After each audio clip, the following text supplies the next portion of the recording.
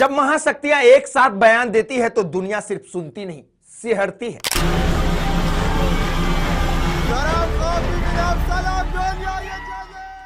1 मार्च 2026 क्या यह शांति की कोशिश है या तूफान से पहले की खामोशी?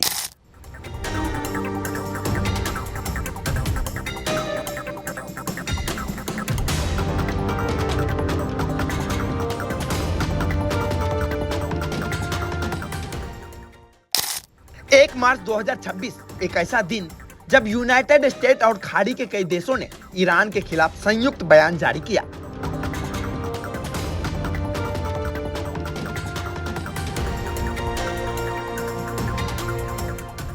क्या यह सिर्फ कूटनीति प्रतिक्रिया है या खुली टकराव की आहट?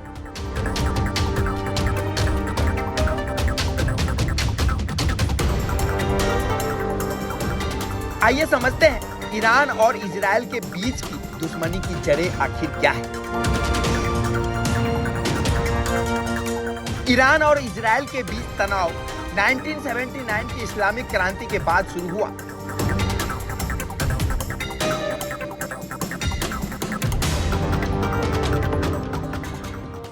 रुहुल्लाह खुमैनी के सत्ता में आने के बाद ईरान ने इजराइल को अवैध राज्य कहा। तब से सीधा युद्ध नहीं लेकिन शैडो वार जारी है। छाया युद्ध से मिसाइल राजनीतिक तक लेबनान में हिजबुल्लाह को समर्थन, सीरिया में बशर अल असद के पक्ष में हस्तक्षेप, इजराइल के एयर स्ट्राइक, साइबर हमले और ड्रोन ऑपरेशन। यह संघर्ष सीमित थी लेकिन लगातार रहा। 1 मार्च 2026 को United State, Bahrain, Jordan, Kuwait, Qatar, Saudi Arab और यूनाइटेड अरब एमिरेट्स ने एक संयुक्त बयान जारी किया। मैं सीधी बात कहूं, यह सिर्फ ईरान बनाम अमेरिका नहीं है, यह आने वाले वैश्विक संतुलन की परीक्षा है। आज मिडिल ईस्ट में तनाव है, कल असर आपके पेट्रोल पंप पर होगा। आज बयान आया है, कल बाजार प्रतिक्रिया देगा। सवाल सिर्फ जंग का नहीं है मेरे दोस्त, सवाल आपकी जेब और दुनिया की स्थिरता का है। याद रखिए, शक्ति संतुलन जब हिलता है तो सीमाएं नहीं, समीकरण बदलते हैं। ईरान के मिसाइल और ड्रोन हमलों की कड़ी निंदा, सरकारी और नागरिक इलाकों को निशाना बनाने का आरोप, इसे क्षेत्रीय संप्रभुता का उल्लंघन बताया गया। आम लोगों और इंफ्रास्ट्रक्चर को खतरे का जिक्र, सामूहिक सुरक्षा और आत्मरक्षा के अधिकार को दोहराया। एयर और मिसाइल डिफेंस सहयोग की सराहना, यानी यह सिर्फ बयान नहीं, एक सामूहिक सुरक्षा संकेत है। इसका मतलब क्या है? यह बयान 3 बड़े संकेत देता है। पहला, क्षेत्रीय ध्रुवीकरण, गल्फ देश अब खुलकर सामूहिक सुरक्षा फ्रेमवर्क की बात कर रहे हैं। दूसरा, मिसाइल डिफेंस नेटवर्क, संयुक्त एयर और मिसाइल डिफेंस सहयोग, यानी संभावित सामूहिक जवाब। तीसरा, बहुपक्षीय दबाव, ईरान पर कूटनीतिक और सैन्य दबाव बढ़ सकता है। लेकिन यहाँ एक बड़ा सवाल है, क्या सीधा युद्ध होगा?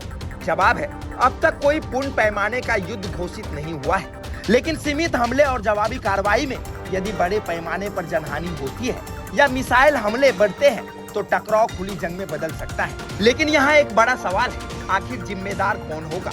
यह एक बहुस्तरीय संघर्ष है। यह कहानी अभी खत्म नहीं हुई है, यह तो बस अभी शुरुआती चाल है। बारूद की गन से किसी की भविष्य सुरक्षित नहीं होता। हर मिसाइल के पीछे सिर्फ रणनीति नहीं, इंसानी जिंदगियां होती है।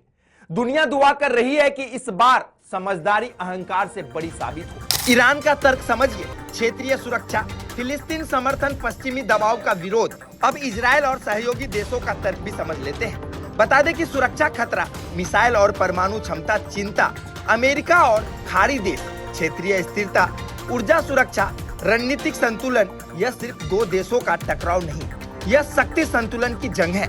यहाँ यह भी समझना जरूरी है कि मिडिल ईस्ट में तनाव का असर क्या हो सकता है। बता दें कि तेल की कीमत, समुद्री व्यापार, वैश्विक अर्थव्यवस्था। और याद रखिए, युद्ध सिर्फ हथियारों से नहीं लड़ा जाता, वह लड़ा जाता है गठबंधनों, बयानबाजी और रणनीति से। 1 मार्च 2026 का संयुक्त बयान सिर्फ प्रतिक्रिया नहीं, एक चेतावनी है। अब दुनिया देख रही है, क्या कूटनीति जीत पाएगी या इतिहास एक और बड़े संघर्ष की ओर बढ़ रहा है।